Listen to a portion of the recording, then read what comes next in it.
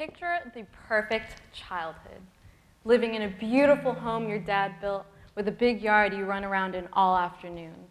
Your dad coming home from work and immediately going to play with you, ignoring how tired he is because he just likes to spend time with his kids. Meanwhile, your mom is in the kitchen trying a new recipe from her cookbook, which will undoubtedly be delicious because your mom is the best chef in the world. That was my childhood. But my family's time in this perfect alternate universe didn't last very long. When I was 11 years old, a friend of mine came over to visit, and moments after her dad dropped her off, his car zoomed back into our neighborhood. I remember his urgency as he ran up to our front door to announce that a hospital near their house had just been bombed. That night I went to sleep afraid for the first time in my life, and woke to the sounds of explosions and windows shaking so furiously I thought I was going to die right then and there. I remember my mom bursting into the room my sisters and I shared, looking more afraid for our safety than any mother ever should. We spent the next few weeks sleeping in our basement with our neighbors and several of our relatives, surviving off of cream cheese sandwiches. I kept telling myself it was all a dream. I would wake up the next day and it would all be over and everything would be back to normal. But that never happened. There would be 1 or 2 full days that passed without an explosion, and excited, I'd run outside to play, only to be ushered back inside moments later. I remember one night we were all gathered around a TV we brought downstairs, and whoever had the remote flipped the channel and The Shining was on. I didn't know what it was, but my dad pretty quickly insisted that the channel be changed. He didn't want the kids to get scared. Humor in my voice, I said, "Bubba, we're in a basement hiding from bombs, and you think a movie's going to scare us?" And he busted out laughing and made it a huge joke that brightened everyone's spirits, because brightening the mood has always been what my dad does best. And for a moment, I forgot how terrified I was, because I was young. My siblings were all a bit older than I was and took it a lot harder. So, my mom did what any mother would do, and she put us on a boat. I had a change of clothes, a copy of Charlotte's Web, and a Dido CD to bring to my new life. Leaving Lebanon was one of the hardest things I've ever had to do.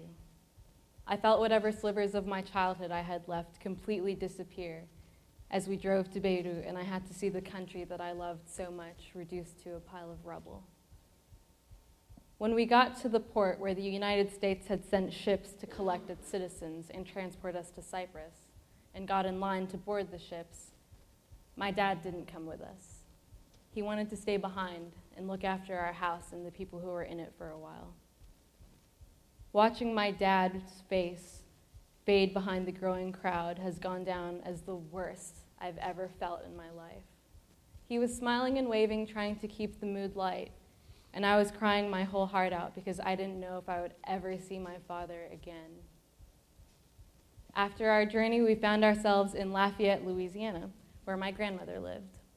And we filed into her guest room where we tried to adjust for the next few months, which wasn't easy. It didn't take long for me to be introduced to Islamophobia and xenophobia. I was in 6th grade at the time and weighed approximately 2 pounds. That year, I had a long-term substitute teacher harass me in front of all of my classmates, telling them I was a terrorist, that they taught me how to build bombs in Lebanon. And he kept asking me what I was really doing here, when the answer is that I was just trying to live. It was scary and incredibly disheartening to realize that I had left my home to be safe, only to arrive in a place that I did not feel safe in. A place where I was blamed for 9/11, where people weren't afraid to show their hate with physical and verbal violence despite me being a child, where people said I was lucky to be here without knowing my circumstances, the prejudices I face here, or how sad I still am to have left my home. I came here in 2006. All of my friends are aware of the circumstances that caused my family to move. And yet, more and more over the past 2 years, I've seen them express fear over the Syrian refugees who are trying to move here. But the truth is, no one wants to be a refugee. No one wants to say goodbye to their friends and their family and drop everything to move somewhere where they may or may not even speak the language. It's scary and it's sad, but they aren't threatening. My family was extremely privileged to have dual citizenship. As soon as things got uncomfortable, we were able to leave. But protecting your children shouldn't be a privilege. The experience changed me. I didn't feel like a kid anymore. I felt old. A few months after we moved here, my grandmother looked at me and said, "Nadia, when did you get so serious?" And I didn't know what to tell her. There were times when I felt so terribly alone. I felt so isolated in the horror that was so uniquely ours.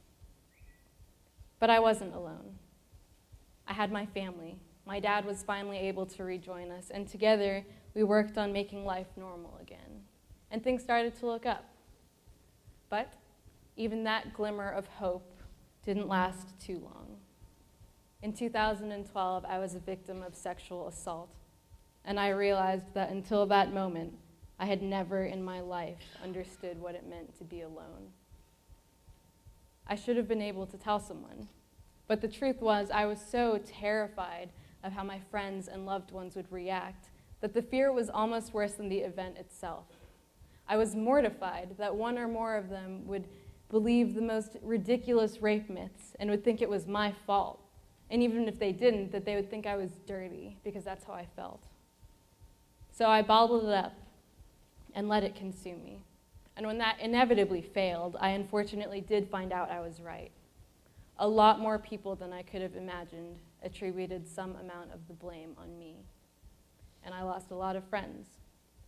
And even the ones who didn't still managed to say hurtful things unknowingly, like, "It's not your fault, but maybe you don't tell anyone." Or, "You'll be fine as long as your future husband doesn't find out." Or, "If you leave me, you're going to get raped again." You know, after I started telling people, I noticed that every time I walked into a room, it would get quiet. I don't exactly know why. Maybe it's because they thought I was going to burst into tears, which wasn't out of the realm of possibility. Maybe they had something to say, but they didn't know how. Maybe they thought I had something to say. But no matter what, it's because they were uncomfortable. I had disclosed something ugly to them, and they could only hope that I wouldn't bring it up again so that they wouldn't have to deal with it.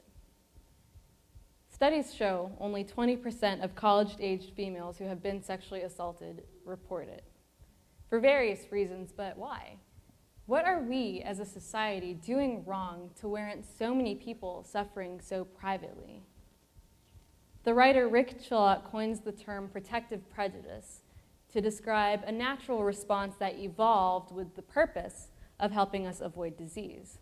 But the way it's practiced, it's protective prejudice that makes you look away or look too hard when you notice your cashier has a physical disability.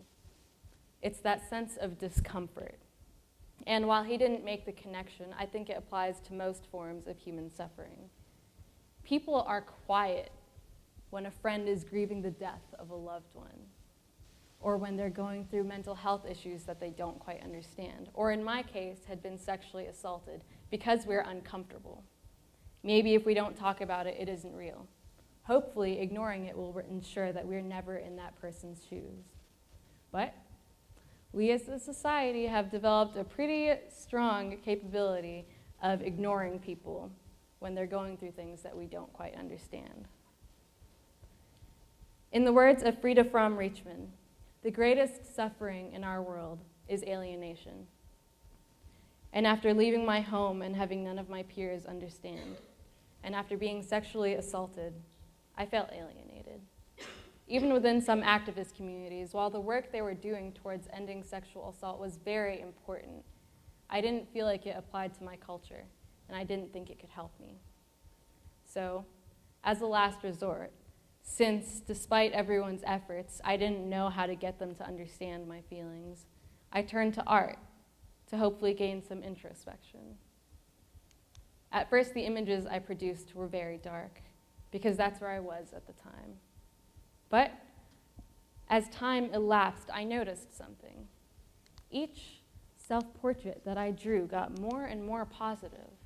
And the only thing that had really changed was drawing it out allowed me to understand what I was going through and be more okay with it. So that got me thinking, what if there was a place where women anywhere in the world who were going through some type of trauma that they couldn't share with their neighbors and peers had a place where they could share these stories through art?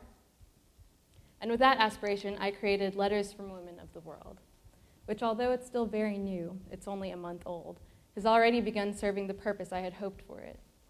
Here, women are welcome to share letters, poems, and works of art depicting a struggle they had gone through. The letters are being converted into paintings if the women aren't artistically inclined, and the poems are being made into short films. Here are some examples of what have been submitted so far.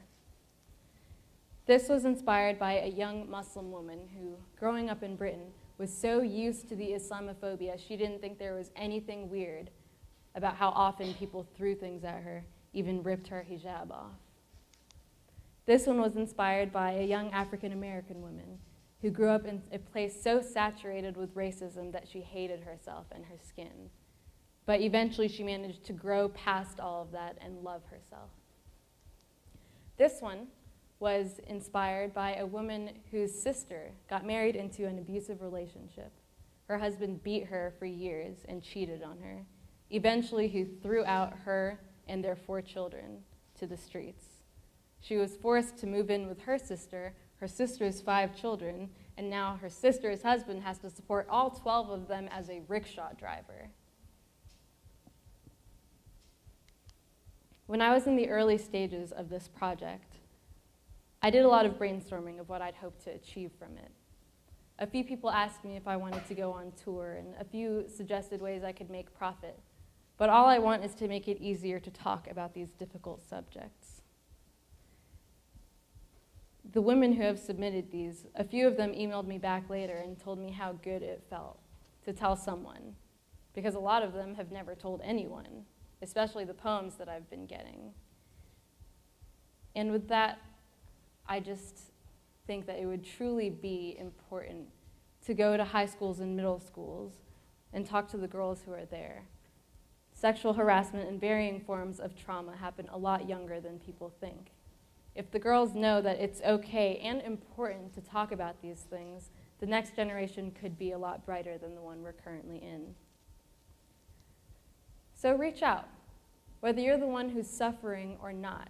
If you feel like you could benefit from this community, look at the website, read around, or submit something if you'd like to.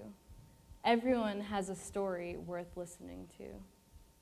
Don't let someone that you know tumble into isolation. Instead, try to understand their beliefs and their position, because ultimately, we are stronger together. Thank you.